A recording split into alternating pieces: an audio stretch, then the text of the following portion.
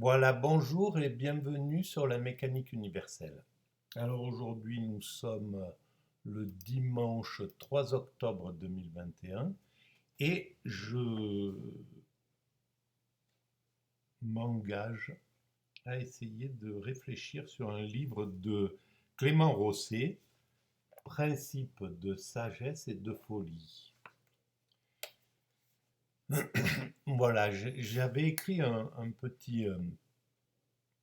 petite critique sur Facebook dans une page qui est dédiée à Spinoza. Euh, et donc ça m'a donné envie de... quelqu'un avait écrit avait mis un petit passage de Clément Rosset, ça m'a donné envie d'essayer de comprendre sa pensée parce que j'étais assez critique sur ce qu'il avait entrepris. Et apparemment, ça ne change pas trop, je suis quand même encore assez critique. Alors là, ça part sur l'existence. Et Clément Rosset euh, démarre sa réflexion à partir du poème de Parménide. Alors je vais me contenter de lire le passage où j'en suis juste pour expliquer mon interprétation de certaines phrases. Alors, la base, c'était ce qu'écrit Parménide, il faut dire et penser que ce qui est, car ce qui existe, existe, et ce qui n'existe pas, n'existe pas. Je t'invite à méditer cela. Tu ne forceras jamais ce qui n'existe pas à exister. Voilà ce qu'écrit Parménide, traduit sans doute par Clément Rosset. Voilà, alors, je vais lire à partir de la page 14. Il est vrai que cette loi de l'existence, dans ce qui nous reste du poème de Parménide, s'applique moins à l'être proprement dit qu'au caractère de l'être tel que le décrit le fragment 8 du poème, d'être inengendré, impérissable, immobile. Il est également vrai que ces caractères de l'être parménidien peuvent suggérer, et ont effectivement suggéré, au moins depuis Platon, l'idée que ce Parménide a en vue, lorsqu'il parle de ce qui est ou existe, esti, est un être ontologique, dégagé de tout rapport avec l'existence commune, c'est-à-dire avec la réalité sensible, temporelle et changeante, l'existence telle qu'on la vit, telle qu'on la ressent. Je ne trouve pourtant personnellement rien dans le texte de Parménide, tel qu'il nous est parvenu, qui puisse autoriser une telle interprétation. Et là, on voit que Clément Rosset est sans doute du côté du matérialisme, du côté de Nietzsche, du côté de la vie, du côté du vivant, du côté de Camus, du côté de ceux qui font de l'existence le, le, la chose la plus importante. Elle est effectivement quelque chose d'extrêmement importante, mais on ne peut pas faire l'impasse de la réflexion sur ce qu'est cette existence, si elle est réelle, si elle est illusoire, etc. S'il y a autre chose d'après d'après la logique, etc. Si c'est bien cette réalité qui est la réalité et sur laquelle on doit tout miser, ou si c'est autre chose, c'est le problème du religieux et de l'athée.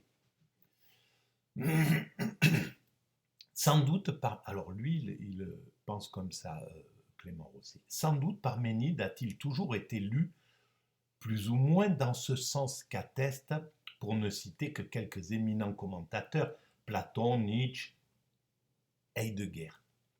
Sans doute aussi serait-il fou de s'obstiner à prétendre avoir raison contre tous. C'est joliment dit. Il est plus sage de se contenter ici d'un compromis et d'avancer que, si la lecture que je propose comporte une part d'incertitude, la lecture traditionnelle de Parménide, si plausible semble-t-elle, n'en est pas moins elle-même suspecte, pour des raisons que je résumerai brièvement un peu plus loin. Je remarquerai d'ailleurs que cette interprétation classique, ontologique, de Parménide, et même à la supposée fondée, note rien à la vigueur corrosive des formules canoniques citées plus haut. Qu'est-ce qui est et que n'est pas ce qui n'est pas? Mais alors se pose un épineux problème qui, à ma connaissance du moins, n'a jamais retenu, et c'est assez étonnant, l'attention des commentateurs. On a depuis de longs siècles épilogué sur une grande difficulté du poème de Parménide qui touche à la manière dont peuvent s'articuler ce qu'on appelle les premières et secondes parties du poème. Voix de la vérité, voix de l'opinion. On se demande pourquoi, après avoir exposé dans une première partie que le vrai se limitait à ce qui est, le poète philosophe se mettait en peine d'exposer, dans une seconde partie, le domaine hallucinatoire du faux et de ce qui n'est pas. Mais une plus grande difficulté surgit encore, qui concerne cette fois-ci non le rapport entre la voix de la vérité et celle de l'opinion, mais l'articulation entre le début et la fin de la première partie, celui-là affirmant que l'être est, celle-ci que l'être possède tel et tel caractère qui l'oppose à toute autre forme d'être. Si l'on admet, en effet, comme y invite l'interprétation traditionnelle, que l'être parménidien est opposé d'entrée de jeu à l'existence sensible, alors il faut admettre que Parménide déduit de son principe une conséquence absurde, rétablissant immédiatement une dualité. Être égale être plus monde sensible. Donc pour l'être qui serait Dieu, en somme, ce serait l'être plus le monde sensible. Que le principe même de sa doctrine avait commencé par abolir être égale être. Il n'y a que l'être, en somme. Mais évidemment, c'est très simple, bien sûr. Et c'est là où Clément Rosset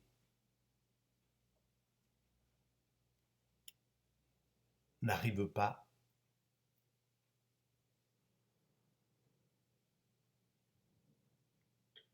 à sortir de l'existence. Le monde sensible, tel que nous le donne maintenant la physique, les physiciens, c'est une illusion nécessaire, mais une illusion. Le monde nous apparaît comme ça,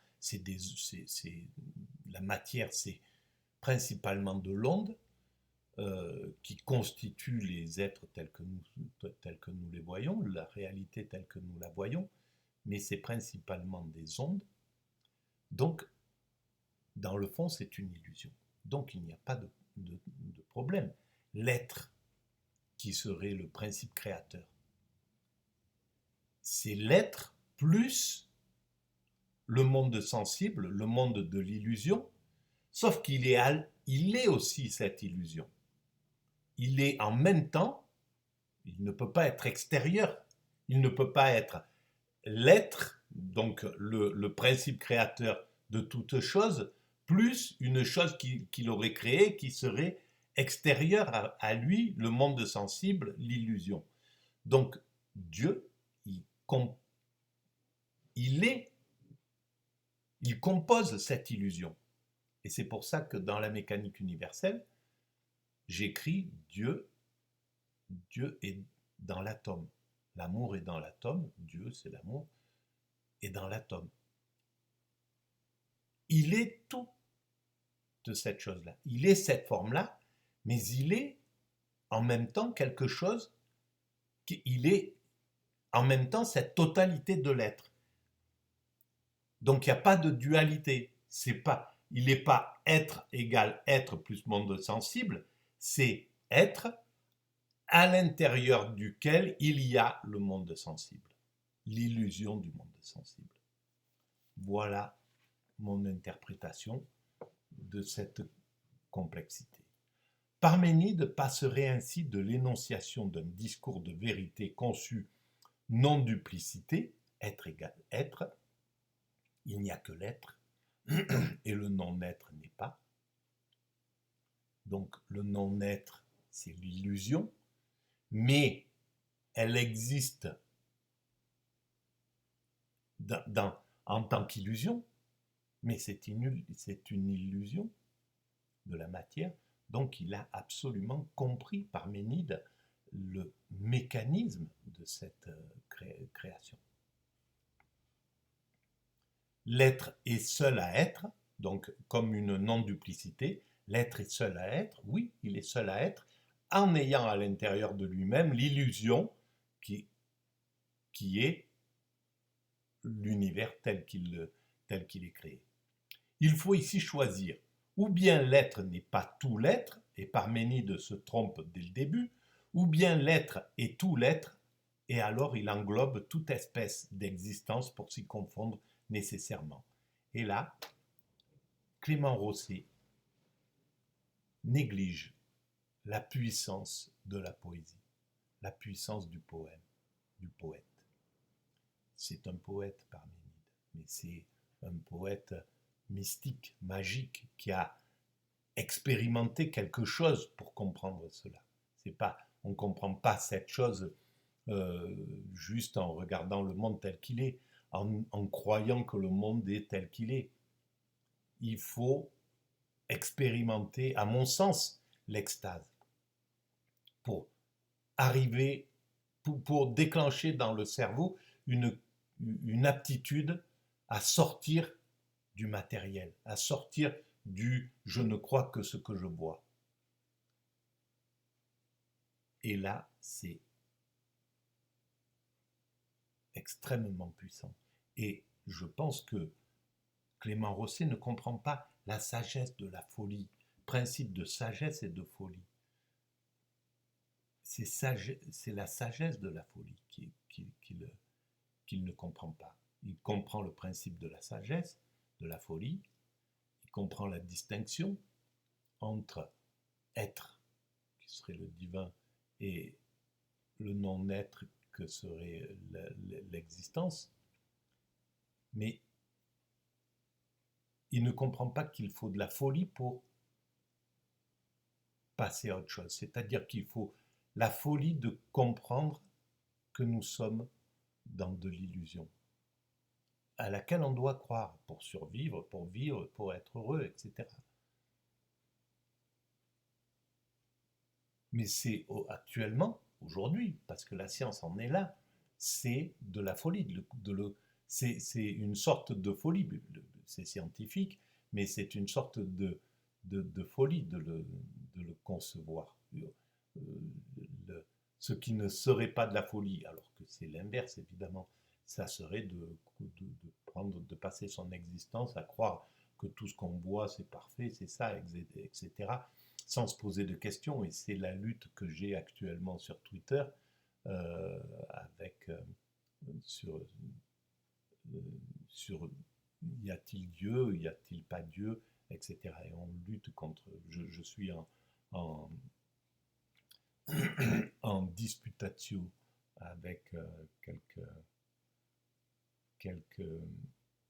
athées. Et c'est bien, ça me permet de vraiment réfléchir à tout ça. Et puis c'est très intéressant. Leurs arguments sont vraiment intéressants, mais bon, ils me permettent d'être obligé d'aller d'aller puiser dans toutes mes ressources pour convaincre, parce que c'est ma nature d'essayer de convaincre, puisque je suis convaincu. Donc, et c'est super intéressant parce que c'est ce qui m'oblige à réfléchir, à comprendre. Donc, c'est une bénédiction d'avoir quelqu'un qui te contrarie, qui te contredit, qui refuse parce qu'il te pousse toujours à avancer. C'est le même principe que le divin. Il est au bout de l'horizon. On réfléchit, on cherche à comprendre, on découvre on découpe les atomes, on va le plus loin possible pour se rapprocher de lui, pour comprendre qu'est-ce que c'est que cette création, on va jusqu'au fin fond de l'univers, au Big Bang derrière, on essaye de comprendre, etc. Donc on se rapproche de lui, on crapahute à travers les montagnes, on le voit là, le divin là-bas au fond, et quand on arrive au sommet de la montagne, il est parti, il est sur une autre montagne, il faut continuer, etc. Donc au fond, et c'est là, tiens, c'est intéressant parce que c'est le mécanisme de Sisyphe. Je suis en discussion avec une twitterette, avec une fille super intéressante, et donc qui m'amène l'argument de Camus et le mythe de Sisyphe, et l'absurdité en fait de pousser ce rocher et qui retombe à chaque fois, etc., etc. Et qu'en fait, on doit, c'est l'absurdité de vouloir comprendre le sens, de vouloir chercher un sens qui n'existerait pas, en fait. Et ben voilà, le Dieu nous oblige à pousser, à monter ce rocher jusqu'à lui, jusqu'à ce qu'on euh, jusqu'à son apparence, au sommet de la colline qui est là-bas au fond. Et quand on arrive au sommet de la colline, le rocher tombe parce que il est sur l'autre colline, donc il dégringole et il faut continuer à monter. Donc on est dans cette, dans, dans, dans, dans cette absurdité qu'on doit résoudre. Et l'intérêt, c'est que le divin c'est pas quelque chose, c'est pas un pervers, c'est pas un système pervers qui nous punirait comme Zeus, comme le dieu qui pousse. Et c'est là où il y a la grande différence entre les dieux pervers des polythéismes et le dieu des monothéismes qui serait tout amour, bon, etc., qui serait bienveillant envers ses créatures. Donc, il veut qu'on, qu'il y ait une solution au bout. Oui, effectivement, on est dans une sorte d'absurdité comme ça. On pousse, et d'ailleurs, pour contester ce que pense Camus, c'est que on est obligé de pousser ce caillou.